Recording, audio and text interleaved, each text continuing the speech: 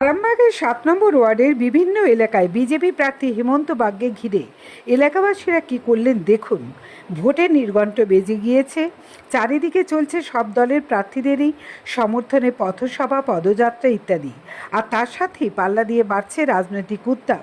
শনিবার সকাল থেকেই প্রচারের ময়দানে কোমর বেঁধে নেমে পড়েছেন আরামবাগের বিধানসভার বিজেপি প্রার্থী হেমন্ত বাগ। প্রচণ্ড দাবদাহকে উপেক্ষা করেই এদিন তিনি আরামবাগ পৌরসভার ৭ নম্বর ওয়ার্ডের অন্তর্গত উত্তরণপল্লী, ময়রাপাড়া, সুপাড়া এলাকায় এক বর্ণাঢ্য পদযাত্রা ও জনসংযোগে যোগ দিলেন। জনতার উচ্ছ্বাস, বিশেষ করে মহিলাদের আন্তরিক অভ্যর্থনা চোখে পড়ার মতো ছিল। এদিন সকালে উত্তরণপল্লী থেকে প্রার্থী হেমন্ত বাগকে নিয়ে পদযাত্রা শুরু হতেই স্থানীয় বাসিন্দাদের ভিড় উপচে পড়ে। এলাকার শিশু থেকে শুরু করে প্রবীণ নাগরিক সকলেই প্রার্থীকে হার্দিক স্বাগত জানান। দেখুন তারই কিছু ঝলক।